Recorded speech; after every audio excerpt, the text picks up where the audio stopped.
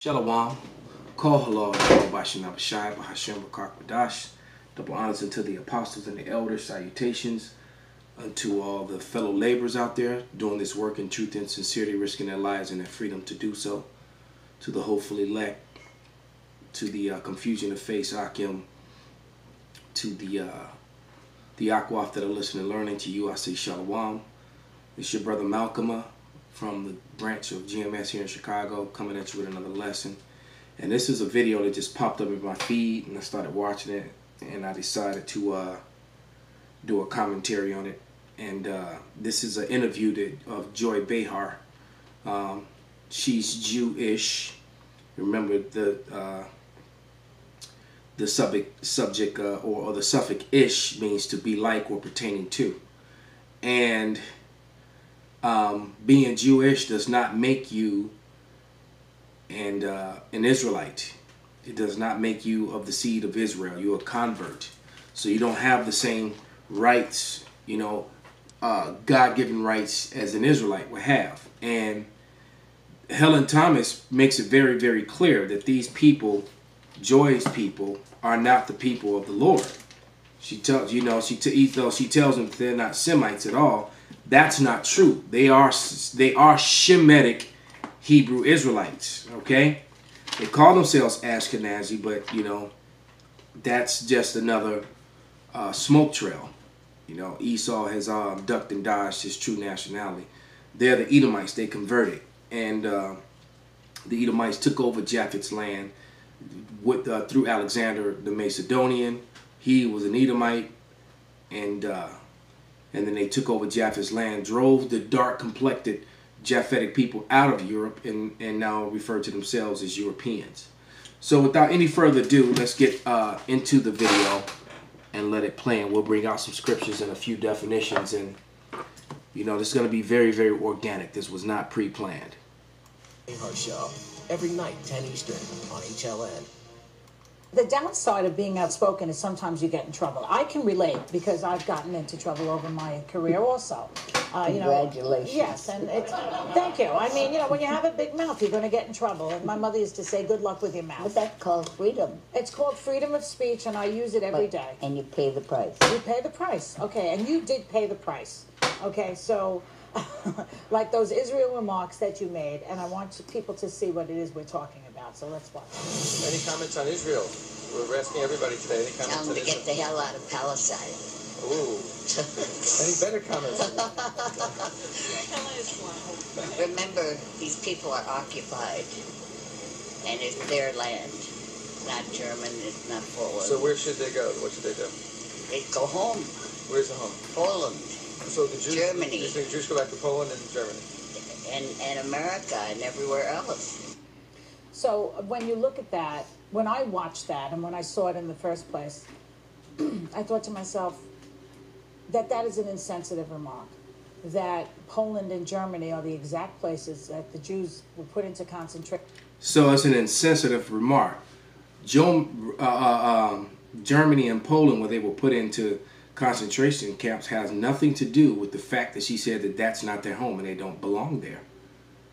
You're blurring the lines between reality and truth.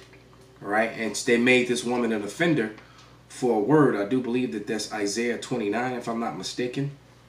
All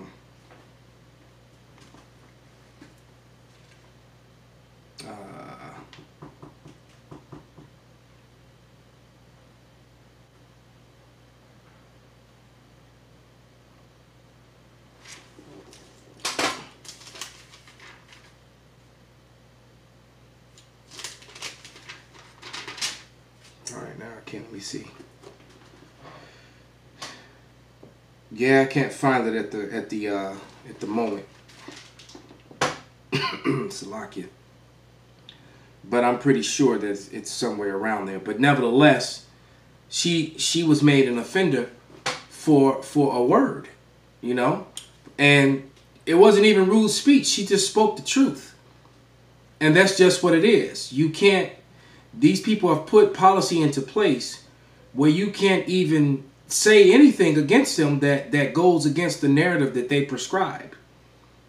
If you question their history or their presence or anything that they've done, they'll quickly attack you with anti-Semitism. And let's see how Helen handles it. Concentration camps. And that at the very, very We least... fought World War II. I had 2 brothers, many Yeah, relatives. right.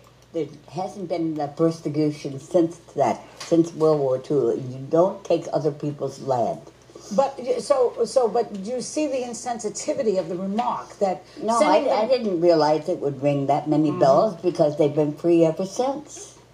I know, but Germany and Poland, you didn't pick, Alaska. You picked Germany and Poland. I should have said Russia too.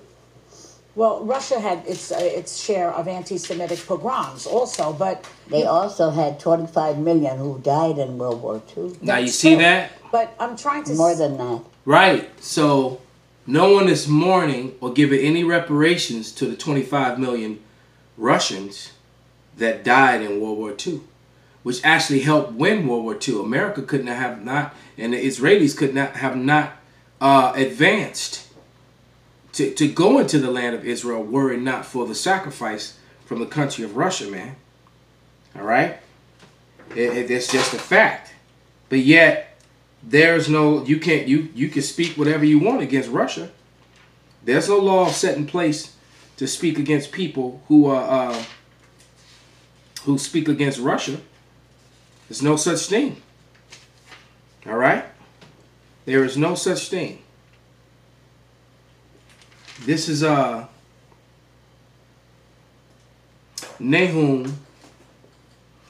3:1, and it reads, "Woe to the bloody city! It is full of lies and robbery, and the prey departeth not." All right?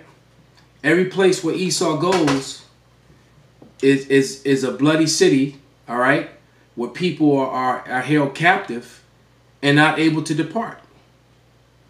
All right, now true enough, the Palestinians, that isn't their land either. They're Ishmaelites. All right, they're Shemitic as well, Shemitic Ishmaelites, but that isn't their home. That land belongs to the Hebrew Israelites.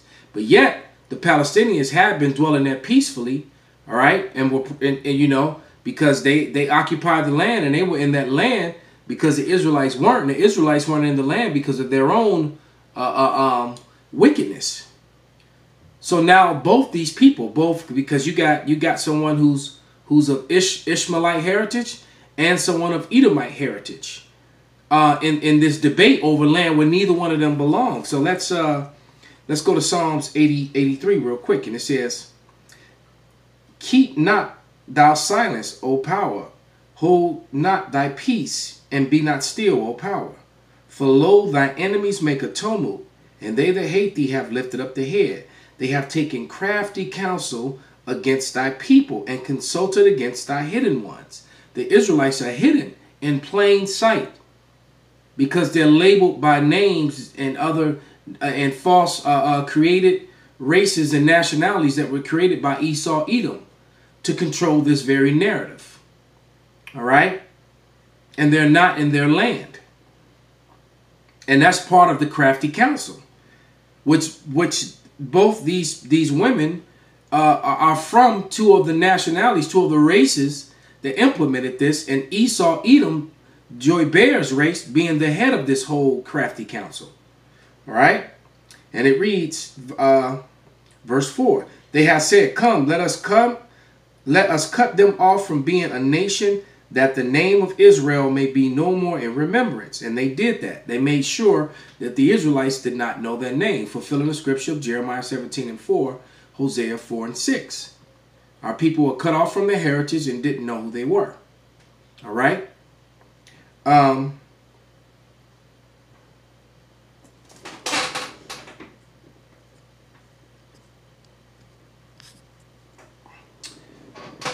It says, "For they consulted together with one consent, they are confederate against thee." And then it's going to read the races, the nations, the houses, the tabernacles, the houses of, meaning it's a race of. And it says, the tabernacles of Edom, that's Joy Bear's people, and the Ishmaelites, that's Helen Thomas people, the first two. All right?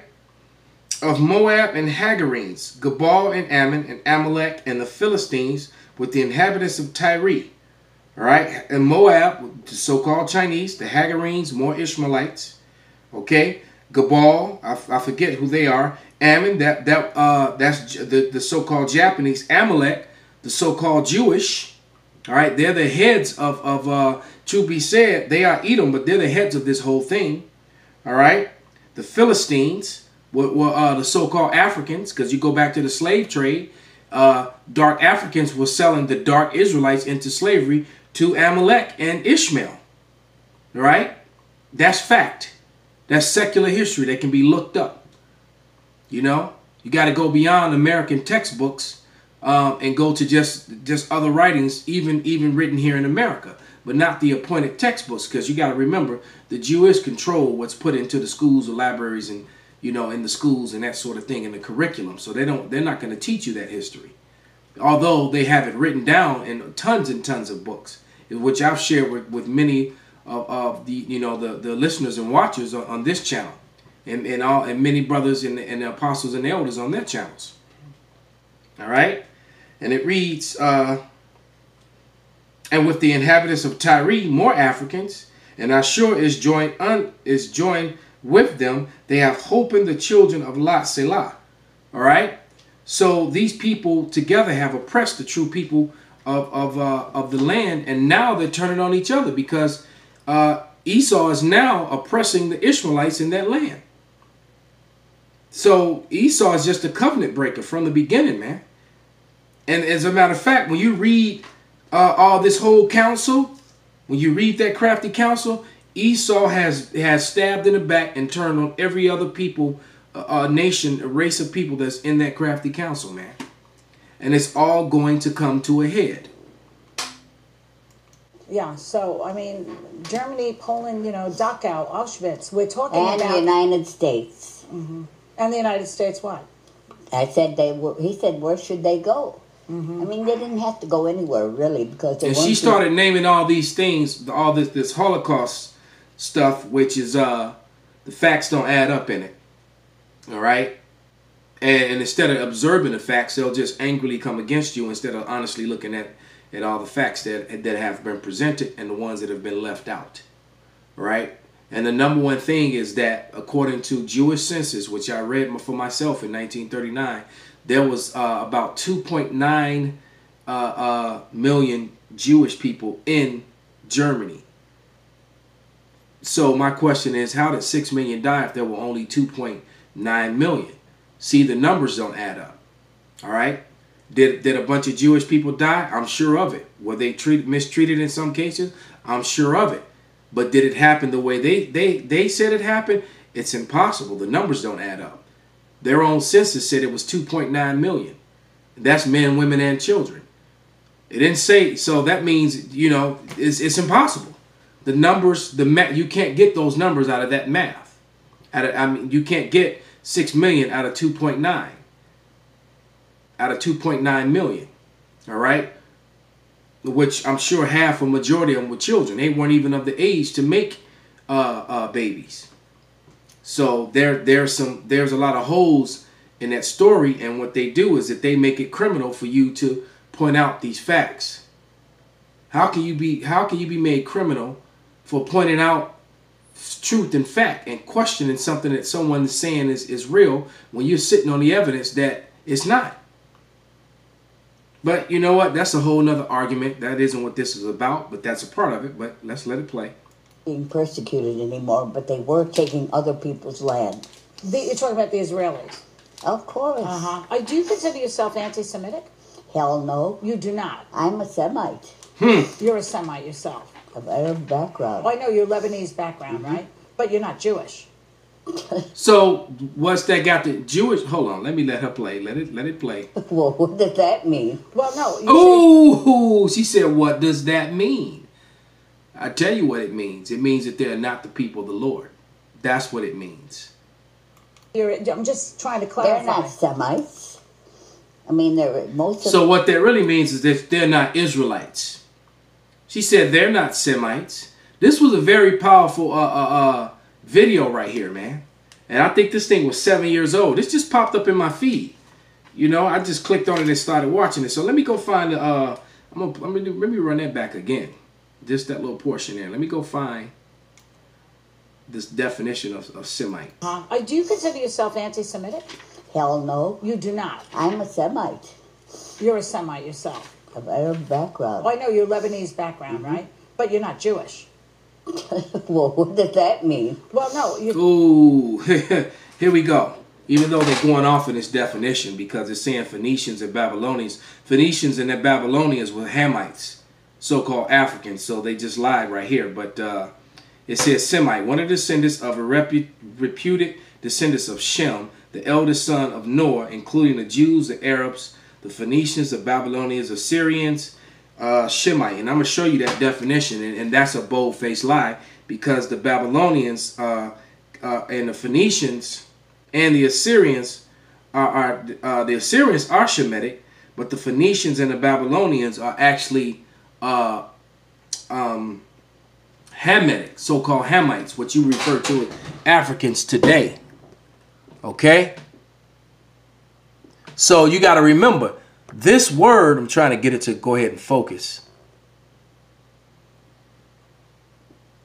If it will focus, let me tap it. There it is.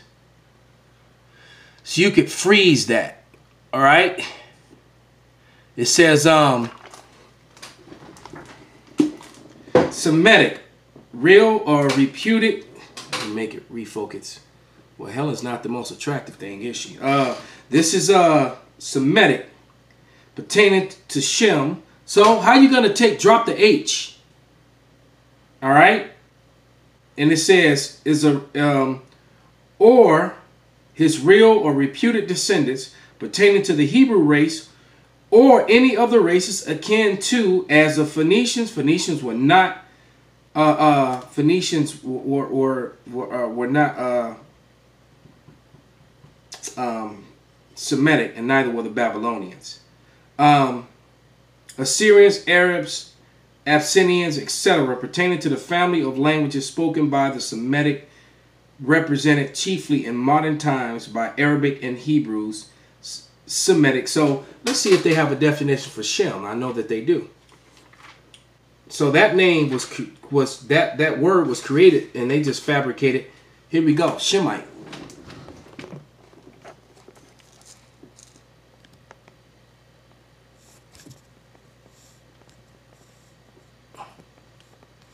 All right.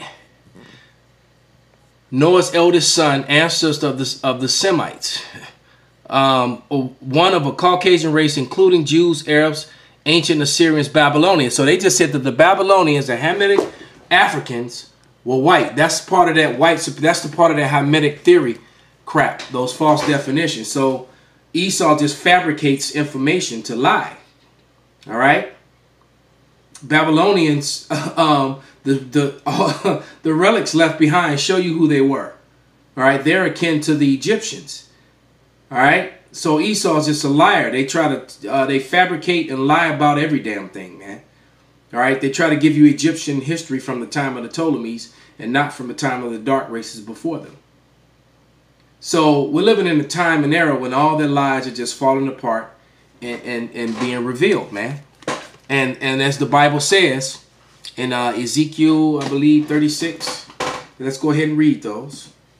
I will more than likely always bring those out when we're talking about imposter Jewish people in the Holy Land. But this is Ezekiel 36 and 5, and it says, "Therefore thus saith Yahweh power, surely in the fire of my jealousy have I spoken against the residue of the heathen and against all Idumea," which is the Greek way of saying Esau, Edom, okay? "Which have appointed my land into their possession with the joy of all their hearts, with despiteful minds to cast it out for a prey." So with that crafty counsel, this was a future prophecy that Ezekiel spoke. And he said that the Edomites, he spoke that the Edomites would cast the Israelites out with the crafty counsel, and then they would appoint that land into their own hands. And Helen confirmed it when she said that they don't belong there. And when she said Jewish, she said, "What's that?" That's made up. That's why she said, "What's that?" All right, because what Helen was basically telling the whole world is that, and telling Joy to her face, that you are not a Jew, and that is not your land, and you do not belong there. Call halal Yahweh Bashim Abshai Bashim Wakak Wadash Wa Abad Babal.